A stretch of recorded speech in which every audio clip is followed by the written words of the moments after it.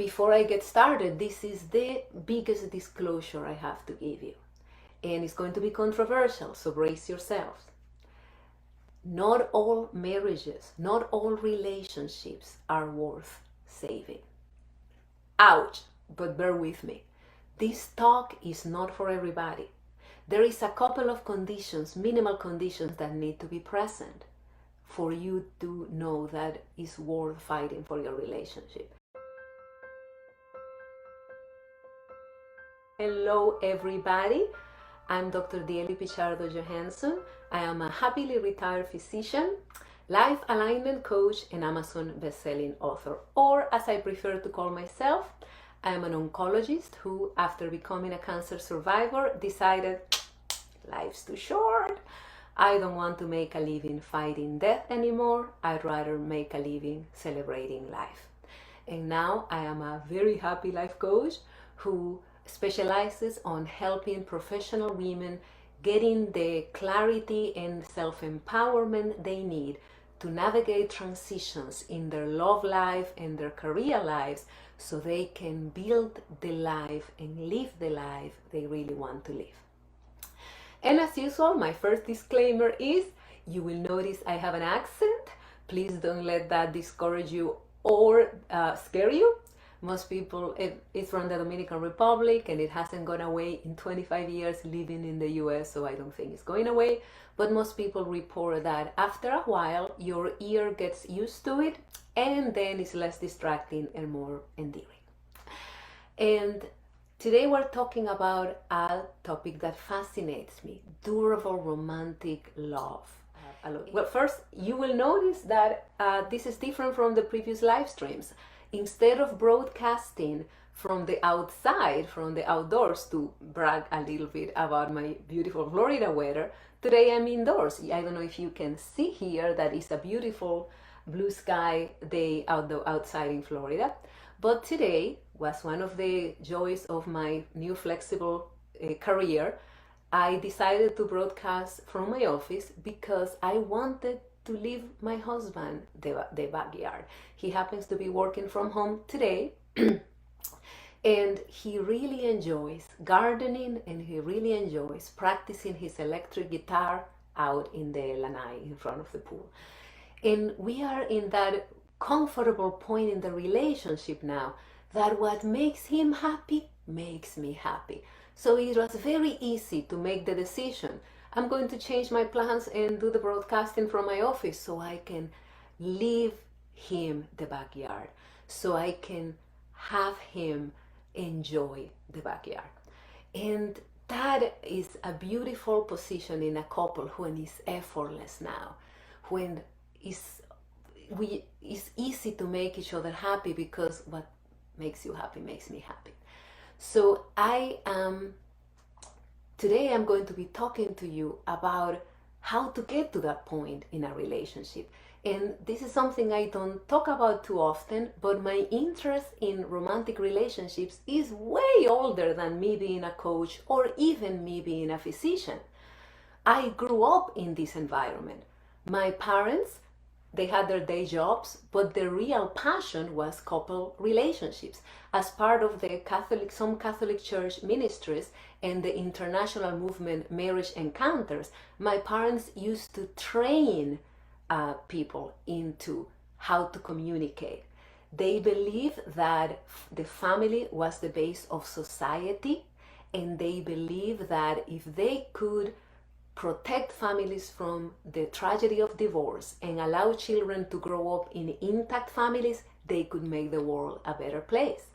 So you can only imagine the pressure that was on my shoulders and my sister's shoulders when it was time to get married. For me, having a divorce was the worst tragedy that could happen to someone, was a shame for my parents, was betraying everything I was taught growing up. And when I saw myself miserable in a 10-year-long marriage that made me deeply unhappy, I fought like crazy to save that marriage. I thought it didn't matter if I was miserable because the marriage was a sacrament was so important, it needed to be saved. Now in retrospect, looking back, I am grateful that that happened. I am grateful I didn't give up right away and I tried for years. I learned a lot, and that crisis of having to accept, taking a bite of humble pie and accept this marriage is not going to be salvageable, meant also that I had to create my own authentic set of rules in life and my new moral compass separate from my parents. That allowed me to grow into a much more authentic human being and contributed drastically to the happy relationship I have now. All those tools I learned didn't go to waste. Applying them early is what has caused this second marriage to be so fulfilling. We've been together now for 11 years. And I can tell you that I have learned the difference between a relationship that my current relationship is not free of challenges, but a relationship that is worth fighting for and that makes sense, that is worth an occasional pain. And before I get started, this is the biggest disclosure I have to give you. And it's going to be controversial, so brace yourselves. Not all marriages, not all relationships are worth saving. Ouch, but bear with me. This talk is not for everybody. There is a couple of conditions, minimal conditions that need to be present for you to know that it's worth fighting for your relationship. The first one is you need to have got together for the right reasons. And that is different from person to person. My bar is very high. For me, the right reason is I am crazy about this person. I love him with all my heart and I cannot live without him. That may not be necessarily for everybody, but the minimum condition is that you can remember a time in your life when this person, it was someone you love and respect. If you never loved or respected your partner, if you got together because, well, my ex dumped me and I need revenge, or, well, I need money, so this guy is rich, I am not saying that it's impossible to grow to love them later, but it's going to be a lot harder. So this is we are working on the assumption that you are with someone you at least once in your life you felt you loved and respected. And the second criteria, this talk assumes that both partners have a minimum of self-awareness and psychological stability. And I'm going to tell you, there's an over abuse of words lately. Oh, if everybody after their divorce, of course, he was a narcissist, or she was psychologically unstable, or he was abusive. We are not talking about pointing fingers here. We're talking about look inside you. But these tools I'm going to share with you today are only applicable if you are in someone who is relatively psychologically stable. And if you don't feel that these two criteria apply to your relationship, maybe this talk is not for you. Give me a call. Send me a message and let's talk about your condition. So we are going to be talking today about what makes that difference. When you have a marriage that started with the right reasons or a relationship that is worth saving, how can you ensure that it lives long and joyfully? And I'm going to be talking about the 4 pillars for relationships, and I'm going to be talking about giving you one specific tool for each one of those pillars. So ready? Here we go. Pillar number 1 is the connection. I'm going to tell you, sometimes I make fun of my friends, couple therapists. I say, yes, you have an agenda. Your agenda is to save the marriage. As a coach, I don't have an agenda. I just want my client to be happy. Whether it's together or apart, I want them to be happy. But I respect deeply couple therapists because one gave me this piece of advice that was the most traumatic in my life, and I want you to pay attention. If you only learn this, you will be better off when you finish today. Couples don't have problems, only one. The only real problem in a couple is the connection. If the connection is strong, everything can be solved. And I have proof of that. I have clients who are in relationship with people who are struggling with alcoholism with drug issues, with severe trauma from childhood, but they have a strong connection and they are there for their partners, treating this as an illness. And their love is helping heal these partners, and many of them have recovered. And when the connection is lost, even the smallest thing in the world is a disaster. I have couples who have everything to be happy, and their partners are trying everything to obey and to comply with the request from the partner, and they are unhappy, and nothing is fixing this. Because the thing is that if there is one thing you can do to ensure that you have a relationship worth saving forever, is the connection. So let's take a little extra time in this now. Let's talk about the normal relationship, or not the normal, the best case scenario relationship. We get together for the right reasons: attraction, physical chemistry, emotional, intellectual chemistry, soul chemistry, and values. We have the same vision of life. And at first, that honeymoon phase is fueled by some hormones, oxytocin and the endorphins and the good feel hormones. Some people say, oh, that's the blind phase. Love is blind. But I love the way Dr. John Brasha says it. No, that's the stage in the relationship, the only stage when we are really seeing the true beauty in the other person. That's the only time when we are seeing truly. And in that honeymoon phase is when we start building the connection. We have memories together. We have great sex. We have honeymoon trips. Don't be in a hurry to get married, to have children, to add responsibilities.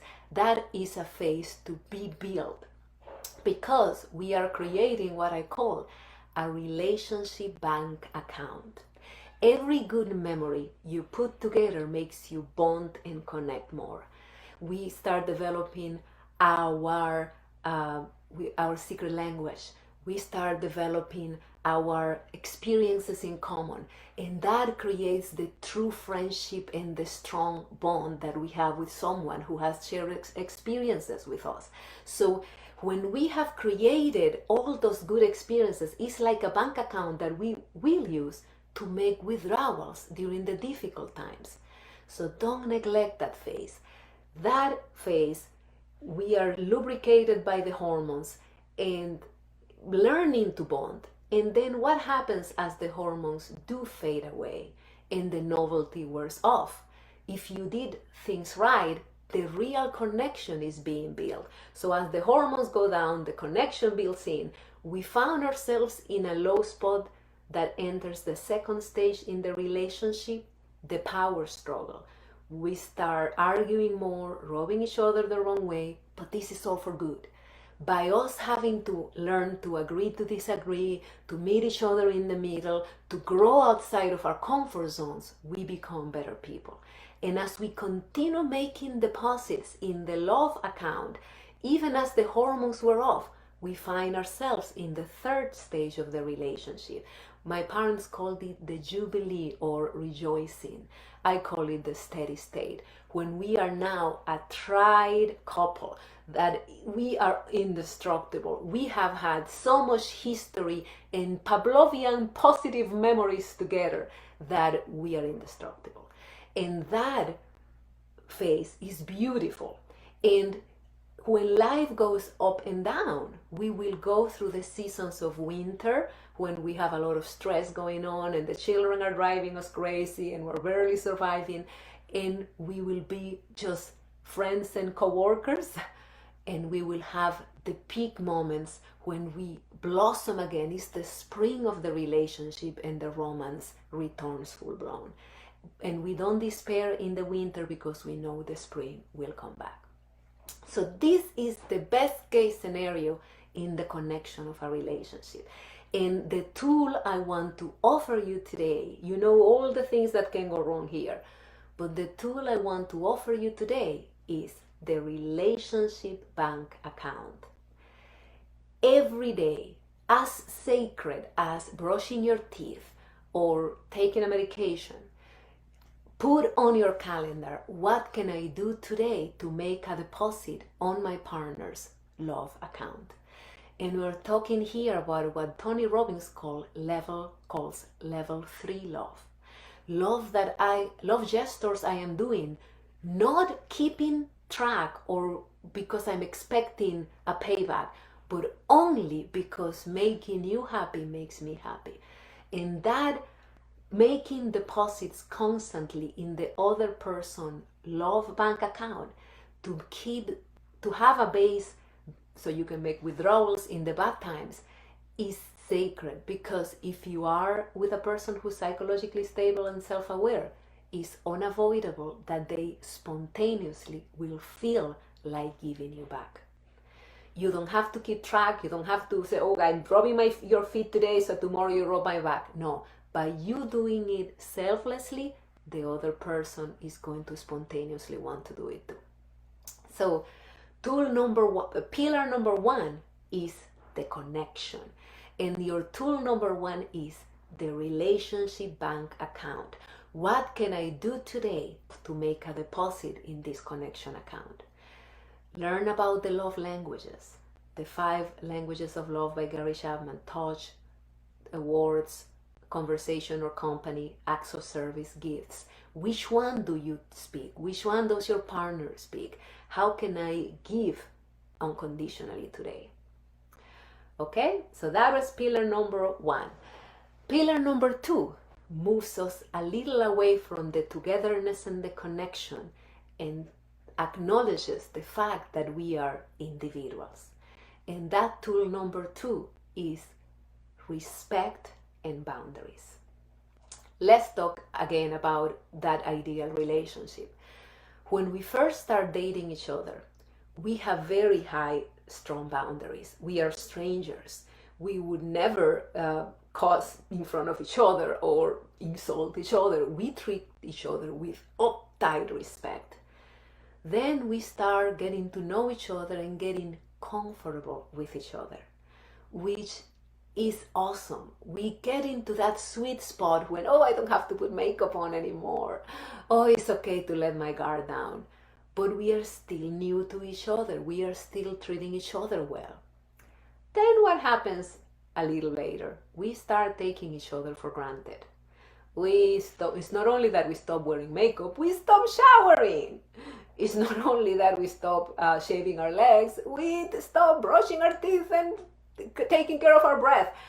We start sometimes talking to our partner in ways we wouldn't talk to a coworker, or sometimes we wouldn't talk to our worst enemy. We forget about that minimal respect and boundaries that we have with other people.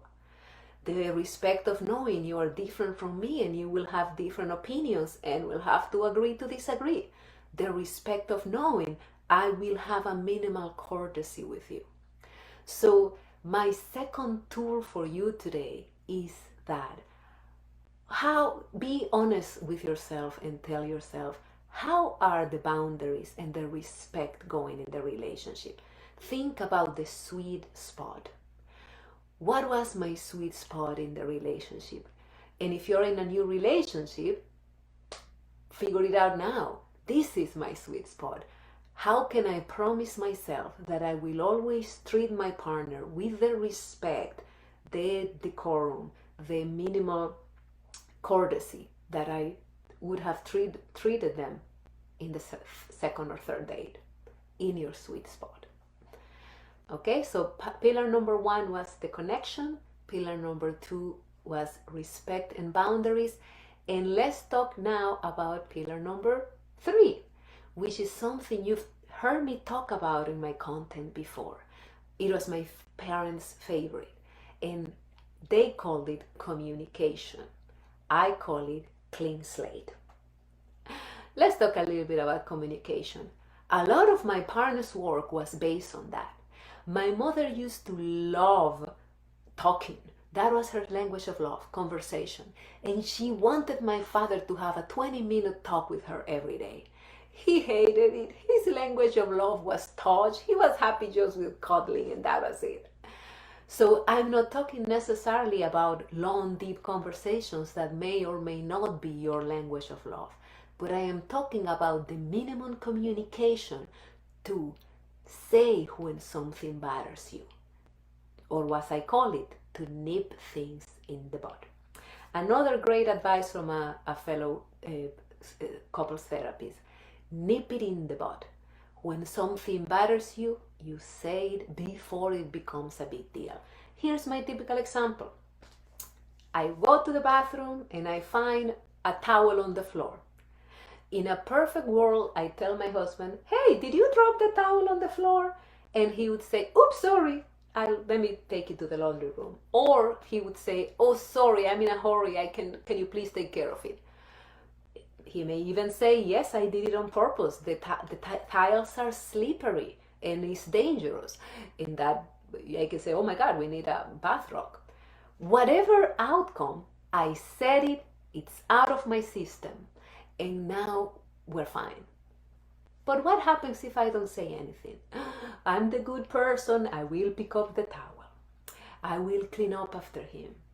And then it happens again the next day and the next day. After it has happened 10 times, I'm starting to develop resentment.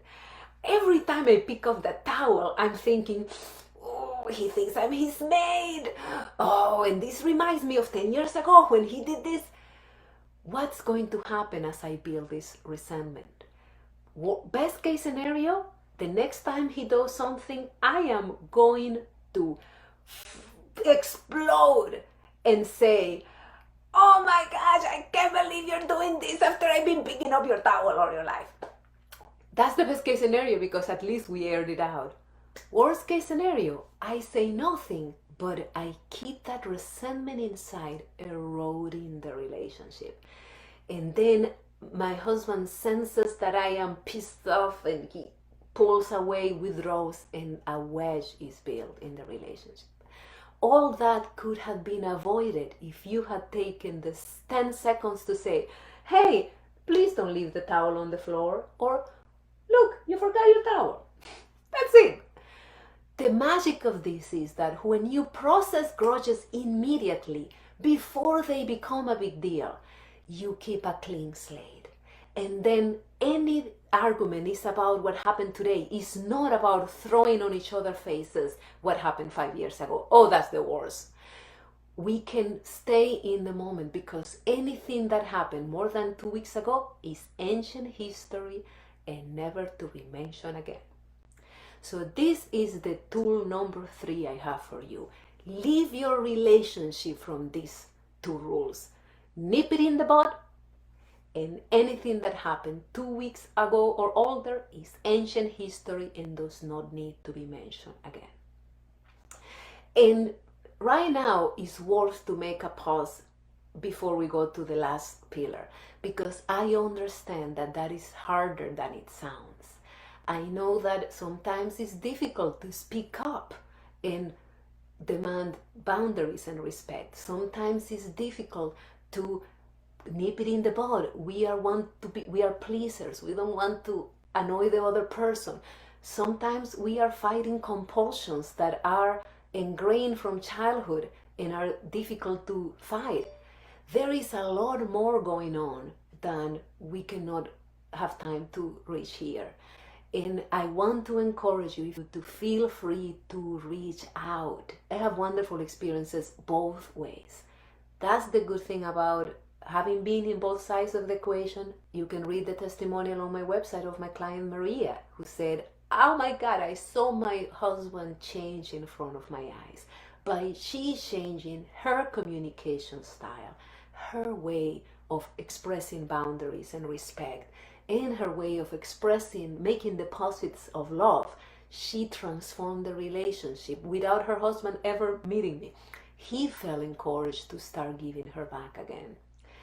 And I also have clients like Kim, who came to see me after a 27-year marriage that she described as loveless, passionless, and unfaithful. And that she was paralyzed by guilt, not wanting to break the marriage, not to disappoint her children. And by working on figuring out what was true for her, she freed herself from that guilt and was able to amicably break that relationship and is very happy right now. And I've seen it both ways, and I'm going to tell you that the most important part of being able to apply those tools is what I'm going to tell you in pillar number 4, and it starts with you. I would love to work with you on all those things about you growing, learning to figure out what you want, learning to figure out what's true for you and what's not, in creating this person that can be happily in a relationship. Also, I know that there are points when it's very hard to know if we have already crossed the point of no return or not. Is this a plant that's dead and no amount of watering is ever going to bring it back? Sometimes you need that outside perspective. And I want you to know I'm here for that. Send me a message, give me a call, you go to my website, book yourself an appointment. Please, let's talk. Okay, and all that was an introduction to tell you about this 4th pillar that is so important and puts together the other 3. Are you ready? The 4th pillar is take care of yourself first. You have to fill your own cup before you give to others. And bear with me, I know this sounds counterintuitive, but I want you to listen to this. What was pillar number 1? The connection. What did I say it was the most important part of building a relationship, a bank account? Giving unconditionally. Giving to the other person without expecting anything in return. And you cannot do that from a point of neediness. You can only give unconditionally if you are taking care of your own needs, if you are giving yourself the love, if you have your support group of girlfriends that are with you, if you have your hobbies, your passions, your creativity in place, if you are taking good care of yourself, only then you can give unconditionally. What was pillar number 2? Boundaries and respect. Unless you respect yourself, you cannot give respect to others. So learning to growing, you're taking time for your personal growth, your personal development, your self-love is crucial on you being able to give to others, being able to respect your partner. And which one was number 3? Communication and keeping a clean slate. You know how difficult it is to speak up unless you value your own needs, unless you put your boundaries as worthy of protecting. So when you take care of your needs first and you know you deserve the same respect as your partner, then is when you can apply the other tools. So I want you to ask yourself this question today. What am I doing to give myself some love today? Do I have in place sacred, on my calendar, on my schedule, sacred times for me to do things that make me happy? Just like I want you to have on your schedule your moments of giving love to your partner. How can I give myself love today? How can I work on my self-growth? How can I make myself happy? And then you can be the person who shows up to the relationship as a whole, not as a half person hungry and needy for completion, but as a whole person who can be there for another whole person, so you can be then something bigger than what you are apart. That was a lot to talk about. And again, if there is one thing you can do to make your relationship better right now, is to make yourself happy, is to work on your growth. So please give me a call and let's talk about how can I help you. I am very grateful that you made it all the way to the end. Thank you so much for being here. I hope to see you soon. Have a nice day. Bye.